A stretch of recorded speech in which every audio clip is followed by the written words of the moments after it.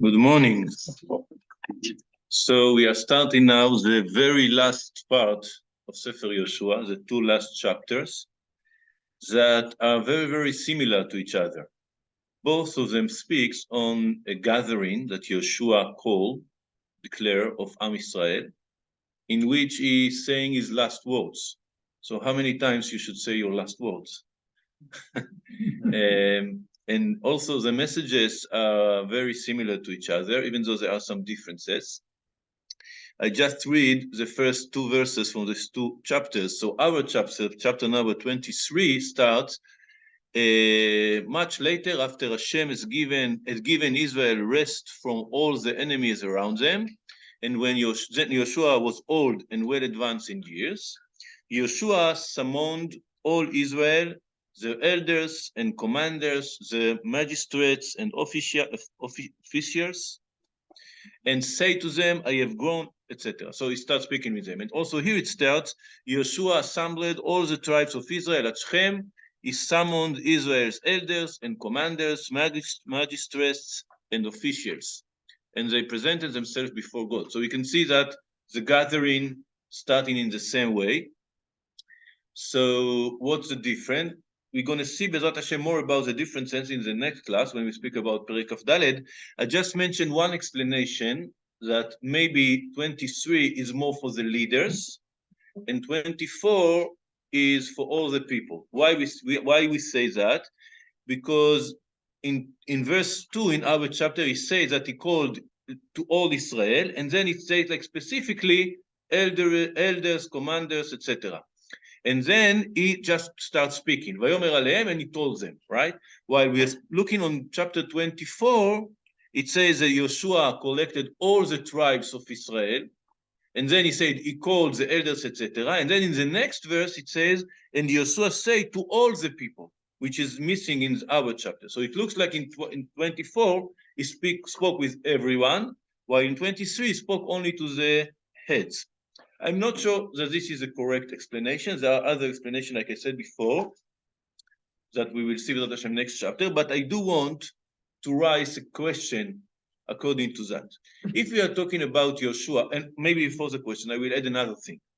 During the book, the chapter 23, we're going to see many, many verses that are identical or almost identical to verses in Sefer Dvarim.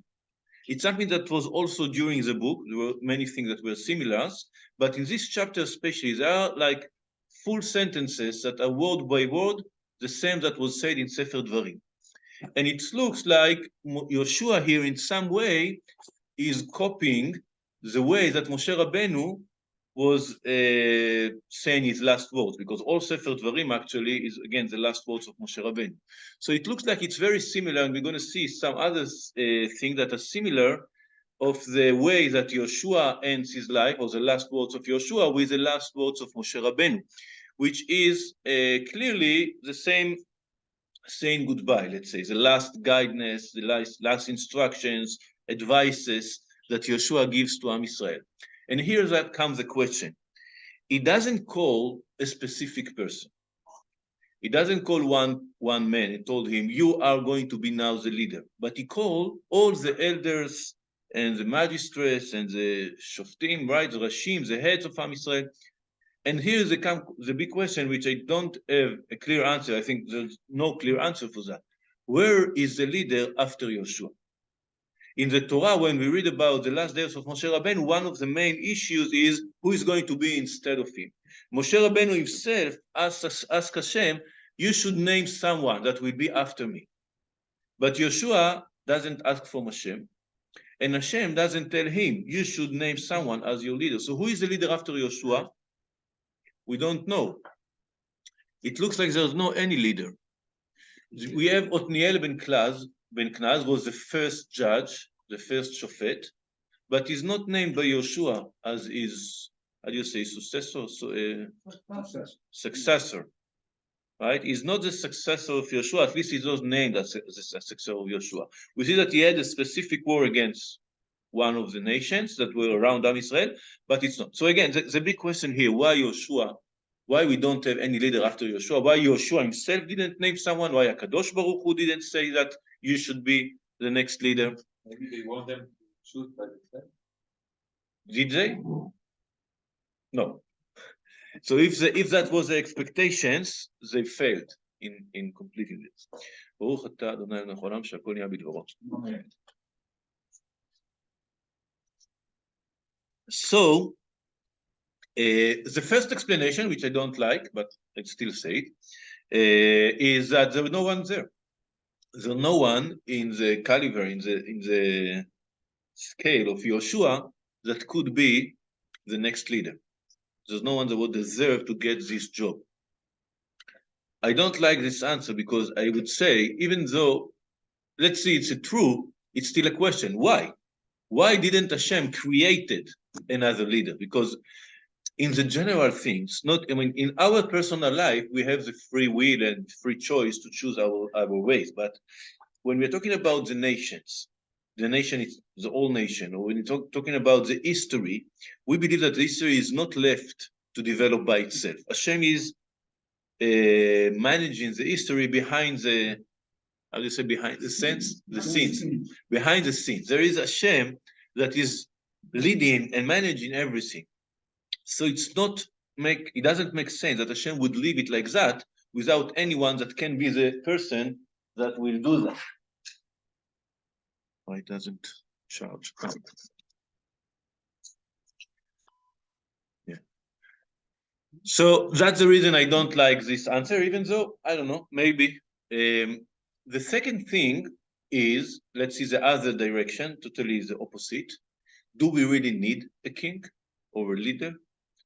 So we can see, for example, in Sefer Shmuel, that Am Yisrael asked from Shmuel to have a king, to name someone as a king after him, and Shmuel is very upset with that.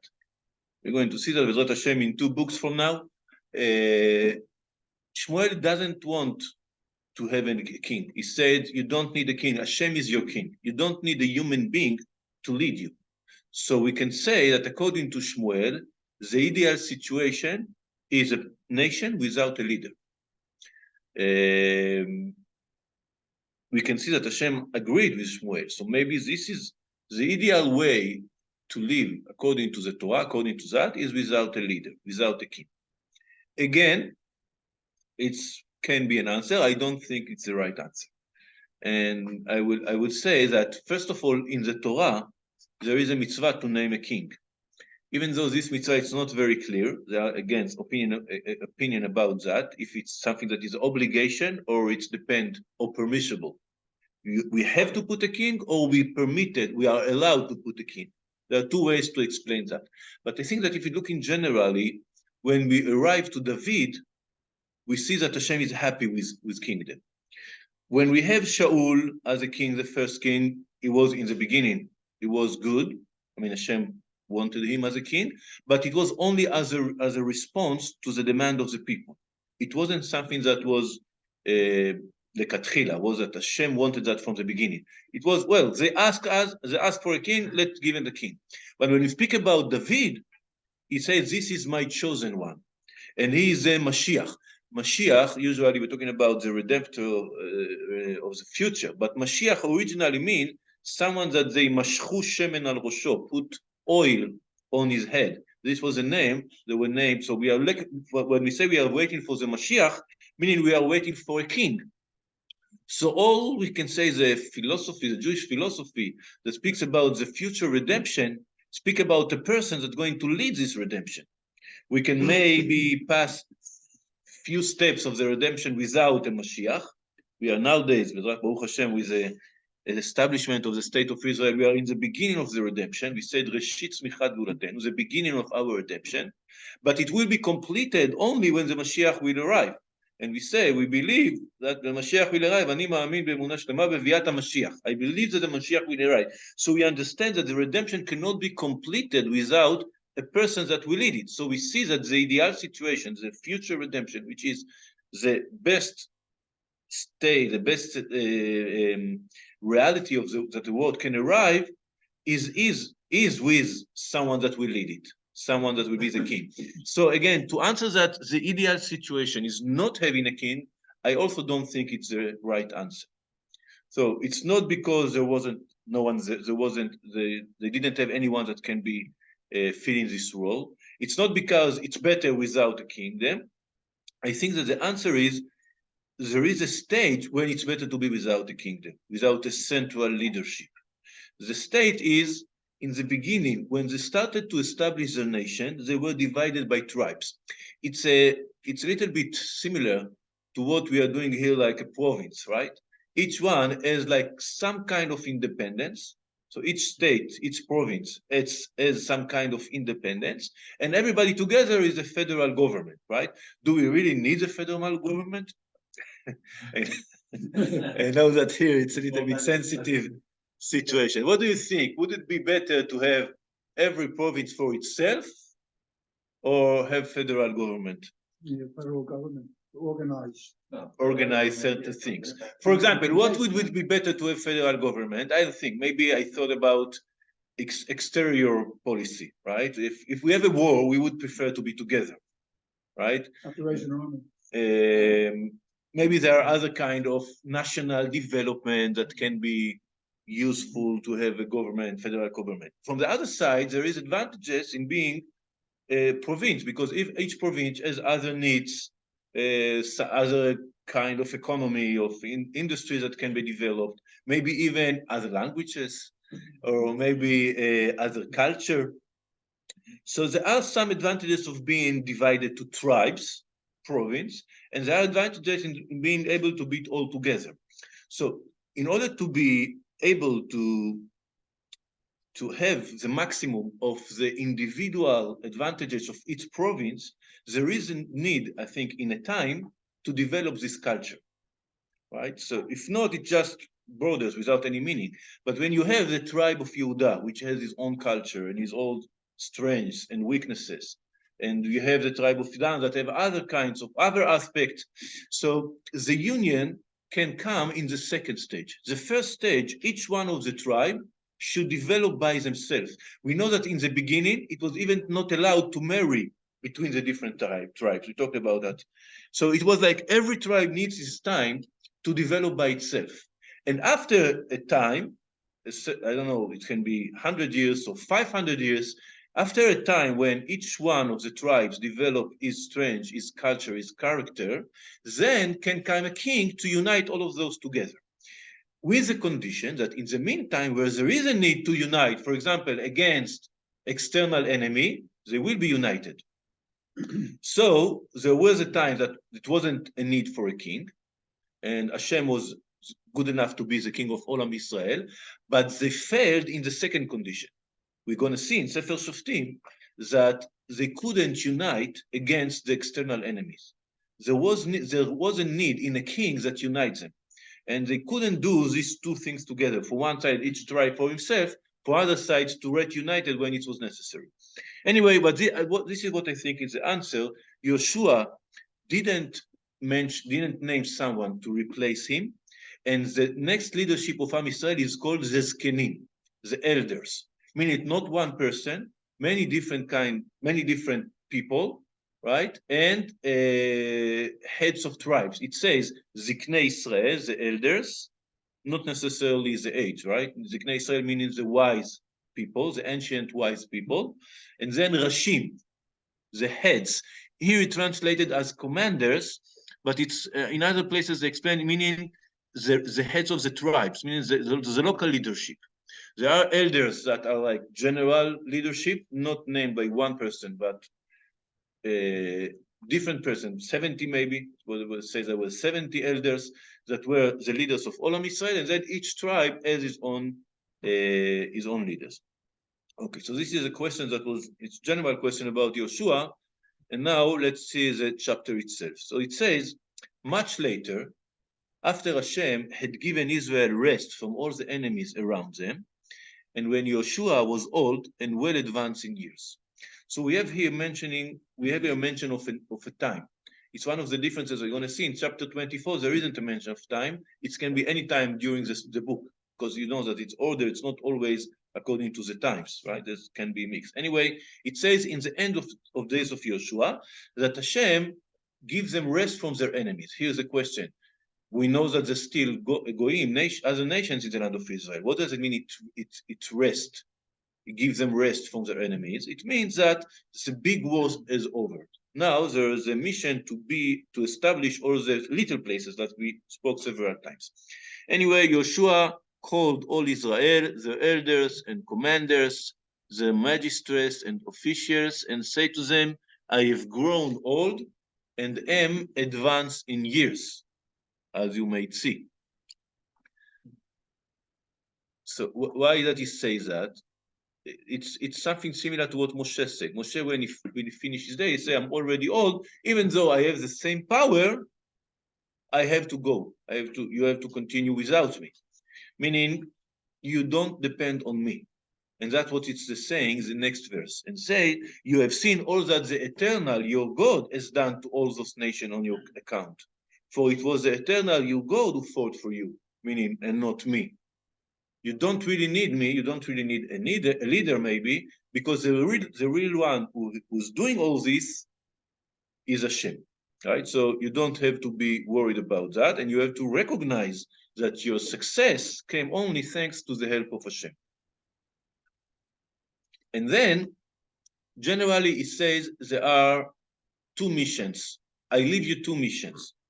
The first mission is related to finish the job, meaning there are still places with goyim that you need to fight with and to establish your establishment, your, how do you say, settlement in the land of Israel. And the second mission is related to the Torah that we are going to see later. So he says, so I have allotted to you by your tribes the territory of this nation that still remain. So he says that they give you rest, but there are still goyim that are still remain, and that of all the nations that I have destroyed from the Jordan to the Mediterranean Sea in the west. So it is the eternal your God who will thrust them out on your account and drive them out to make way for you, and you shall possess the lands as the eternal your God promised you. So this is the first mission. The first mission is to finish to conquer the land of Israel, led by Hashem. Now, the second mission, and again, like I said before, here we see very similarity to the way that he started his word. It says, "V'chazaktem me'od lishmor ve'la'asot," but be most resolute to observe faithfully all that is written in the book of the teaching of Moshe. If you remember, Yehoshua started his career saying to him, "Chazak ve'ematz." And here it says, "V'chazaktem me'od." Lishmor לעשות, לבלתי סור ממנו ימין ושמאל. It's the same exact word that Moshe tells Yehoshua and that Hashem tells Yehoshua. Now Yehoshua passing it over to the next generation without naming someone, but it's the same action, the action of passing over the leadership. Right? So he strengthens them and encourages them, right? So he said, without ever deviating from it to the right or to the left. Like we say, the same word that he heard. And without intermingling. And here's the next mission. So the second mission is to keep all the Torah. One is to conquer the land of Israel. Second is to keep the Torah, to observe all the mitzvot of the Torah. And again, this is very similar to all the instructions of Moshe Rabbeinu, repeated over and over and over again in Sefer Dvarim, the last book of the Torah. So he said almost again in the same word. So you cannot mix with these nations that are left among you. Do not utter the names of the gods or swear by them. Do not serve them or bow down to them. But hold fast to the eternal your God, as you have done to this day. And again, he told them, show them the success they have when we are following this way. God has driven out great, powerful nations on your account, and no one was withstood you to this day. A single one of you would put 1,000 to flight, for the eternal your God has been fighting for you just as you were promised. If you remember, Ish echad mikom yirdof elef is a promise of the brachot in the klalot. You say you will run away in front of 1,000, you will run away for one, and you say if one of you will run after 1,000. Ish echad, one yirdof will chase 1,000 of the other. So it's the same promise that was said in Parashat Kitavo, Parashat Bechukotai, one of the promises of the blessing. And now, interesting sentence. ונשמרתם מאוד לנפשותיכם. Have you heard this sentence? Do you remember this? ונשמרתם מאוד לנפשותיכם. For your own sake, therefore, be most mindful. So here again, the translation is a little bit changing it, but it says you should keep yourself very carefully. This is a verse. This verse appears in the same words, exactly the same three words in Sefer Dvarim, Parashat Vayetchanan, and usually we explain it not in the right way. We say you should be very careful for your life, meaning you shouldn't risk your life. נשמרתם מאוד לנפשותיכם, keep very carefully your life. That's the reason we learn that we should be careful, right? In general, you don't go to dangerous places, don't risk yourself, etc. So it looks like it means about our physical condition. Keep your life from being hurt and die or something like that. But in the both places, in Sefer Dvarim and here, the context is other. It's not speaking about keeping our life. It's speaking about be careful not to leave Hashem. So, in Sefer Dvarim it says, ונשמרתם מאוד לנפשותיכם, כי לא ראיתם כל תמונה ביום דיבר השם. So you should be very careful not to make idolatry, because in the day that Hashem spoke with you in Mount Sinai, you didn't see any kind of idols. So don't make idolatry. So there, be very careful to not go to idolatry. Here it says, be very careful to love Hashem. So it looks a little bit strange. What do you mean to be careful to love Hashem? It's not, I would say, you should love Hashem. Be careful to love Hashem. It looks like it's not the right order, right way to say that. And then to explain that, let's see the next two verses, three verses. Wait a second. I will skip some of them. No, just a second. Where is it? Yeah, it's the next verse. The next verse. It says, "For should you turn away and attach yourselves to the remnant of those nations, to those that are left among you, and intermarry with them, you join in them and they join in you." Okay, so what is the really, how do you say, advertence? How do you say advertence? Not advantage. When I warn you, warning. Yeah, a warning. What is the real warning here? Don't get married with the nations that are in the land of Israel. So we say the real challenge now that we have in the land of Israel is that they are goyim, there are other nations. So defeating them and taking them out is going to be a long process, maybe even impossible process, because we know, for example, the Givonim are going to stay because they had pact with the land, with Am Israel. And maybe there are other groups that are not going to be excluded, exiled from the land of Israel. So you are going to live with the nations. Two things. You should do that. There will be at least that you can. Try to not leave any one of them. And while they are there, you should be very careful not to go after the culture. How would you go after the culture? Mixing with them. Mixing with them how? The first problem, the first and most severe problem is intermarriage. This is the main problem that is warning here of Am Israel. In the Torah, I want to say that in the Torah, the intermarriage, we know that it's a provision for itself, but it's always connected to the influence of the culture. If you get married with them, then you're going to go after their idols, after their idolatry. So that's the main problem. The main problem, again, I would say, you fall in love with someone. What you can do is not a bad person. You cannot marry not Jew, not because necessarily he's a bad person. He can be a great person, a very nice person, and very good person.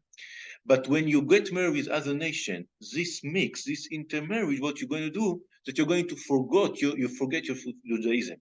So now we are not saying, well, let's see if it's influenced me or not influenced me. It's a prohibition, right? We cannot do that. But the real reason for that is because they are going to shift you, right? To change your faith from the faith of Hashem. And that's the real problem. And that was the reason he starts with warning from idolatry. Now here, also the answer of what I said before. Why does he say, be very careful to love Hashem? Because many times it is the love of Hashem against the love of a person. You fall in love in someone who is not Jew. So the love of Hashem should be so strong that you say, I will give up this love because I have the love of Hashem. So that's the reason I think that in Nishmartem me'od nafshotechem here, right, be very careful to love Hashem and not get married with the other nations. You know that when we live among the Goyim, it's one of the biggest challenges because many times it's almost impossible. Right? We learn together, we work together. It's very, you need to be very careful to love Hashem in order to be able to overcome these challenges, right? This problem. Anyway, so these are the two orders, commandments, advices that Yehoshua say. First of all, you should finish the work of being in the land of Israel, taking the land of Israel. And second, be careful to keep the Torah. And to observe the Torah. And the biggest challenge of observe the Torah is idolatry. And the big reason why we go after idolatry is the intermarriage. Right? That was why, let's see again. So verses 11, 12. For your own sakes, therefore, be most mindful to love the eternal, your God. If if you turn away, and attach yourself to the remnant of those nations, to those that are left among you, and intermarry with them, you join them and they join in you. And then what's happened? Know for certain that the eternal your God will not continue to drive this nation out before you. They shall become a snare and a trap for you, a scourge to your sides, and thorns in your eyes, until you perish from this good land that the eternal your God has given you. So Yehoshua said that in the beginning. We saw that it happened in the end of these books. So this is, let's say, the part of the advices of what they should do. And now another, the last words. And here, let's see the next word. It says, I am now going away of all of the earth. What does it mean, going the way of all the earth? To die. I'm going to die, right? And it's normal, like I said before. It's interesting that he's using the word olech, walking. There is an explanation of that. It says that the angels called like stand. They stand in one place. And humans are olchim. Natati lecha ma'alchim ben ha'omdim ha'ele. Hashem said to the prophet, I will make you walk between those who stand. So the interpretation is that the angel stands and human being walk. What does it mean? It means that the angels stand, they are not making any progress. They are perfect. They are better than us. They are spiritual. They are stick with God and everything. They never make sins. But the fact that they are perfect means they cannot improve. So they are stand. They are stable. While we are walking. Maybe we start very low. Maybe sometimes we walk down, right? But we are walking, changing, making a progress. So when it says, Ani olech bederech kol haaretz, I'm going to die, I'm going to continue the next world, meaning that in some ways, also in the next world, when you already die, you can make a progress. How? This is a big question. I just mentioned it it's not the main issue here, it's just one explanation that I heard about this verse. So we usually say that a human being is put in this world in order to make a progress, to make improvement, to make mitzvot, and then he enjoys for that in the next world. In the next world, he enjoys the effort that he did in this, good deeds that he did in this world. Meaning that in the next world, there cannot be any advance because you cannot do good or bad. You cannot choose between good and bad, so you cannot make any progress. You become like an angel that cannot make any progress. So how can we make progress in the next world when the people that are related to us here in this world working for us as a result of our influence, etc.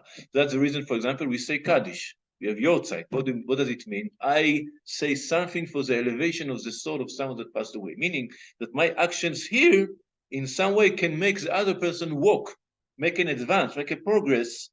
It can be forgiveness of sins. It can be just another more merit for in his account, right? So what Yehoshua says, I'm going, but I want to keep going. Depends on you. If you keep my way, if you are going to continue what I started, so or even there in the next world, I will keep going. I will keep walking, right? So this is Ani olech bederech kol haaretz, and you should know now. And this is again a verse that reminds us verses in Sefer Shoftim, וידעתם בכל לבבכם ובכל נפשכם. You should know and knowledge with all your heart and soul. And again, usually I know things in my mind. What does it mean to know with all your soul and all your heart? Right? It's a knowledge that it's not intellectual knowledge. It's existential knowledge, meaning in all your being. You know that with all your heart. So Yehoshua said, you should know with all your heart, not only understanding, but really feel that and identify yourself with this feeling that what? That not one of the good things that the eternal, your God, promised you has failed to happen. So again, what's the point here? Why should I know with all my heart that all what Hashem promised me has happened?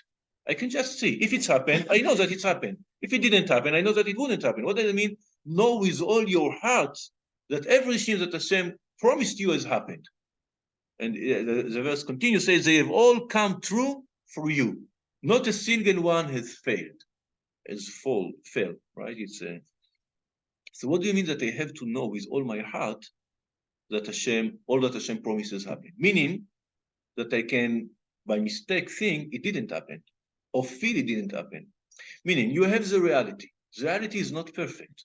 There are good things, there are bad things. Even when Yehoshua speaks, there are good things. We took all the land of Israel. There are bad things. Some of the nations stayed in different places. So how do I look on that? We say in Hebrew, I think also in English, you look on the half cup that is filled or the half cup that is empty, right? You have a cup that is half filled. What do you see, that it's half filled or that it's half empty? It depends when you look on. So you can look on the world, you can look on the reality, the situations that you live in, and you say, you know, all that the thing that Hashem promised me, nothing happened. And you can look and say, you know what, everything that he promised me happened. Well, it depends on me to bring it to the reality in a perfect way. But from the side of Hashem, everything that he promised me, I have the opportunity to get. So what am I looking on? Now, I can say, well, Hashem gave me everything, but I feel still bitterness, still feel that it's not perfect. It's not. So that's a thing that we should know with all our heart. You should look on the world and say, all that Hashem has promised me has happened. Nothing has failed. Okay? And know that with all your heart and really identify with this understanding. And that is, especially in this moment of Yehoshua, I said, look around you, all the words you won, all the places you got, this is all that Hashem promised you has happened.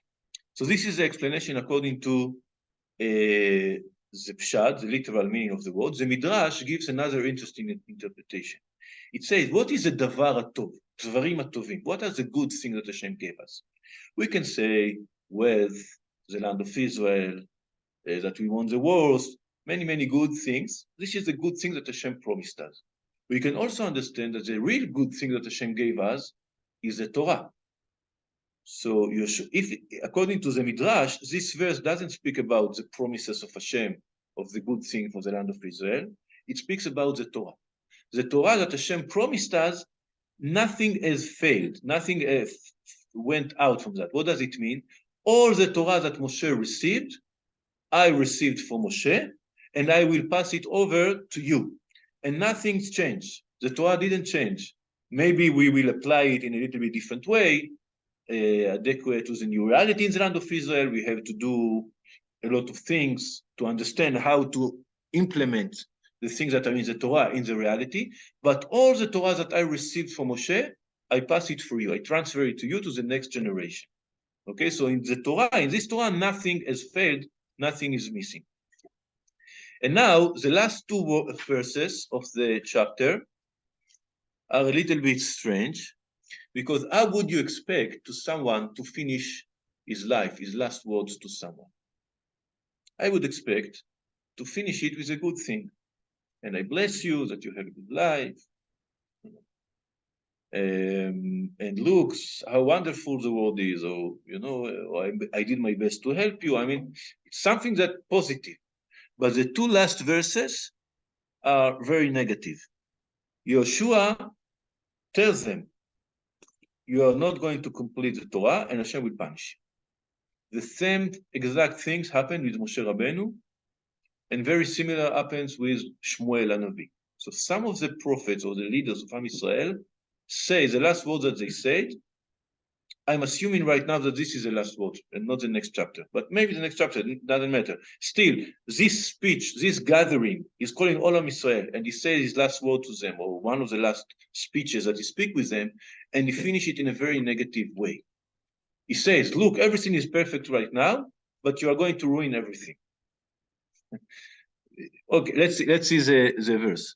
But just as every good thing that Hashem, that eternal your God promised you has been fulfilled for you, so God can bring upon you every evil thing until you have been whipped off this good land that the eternal your God has given you.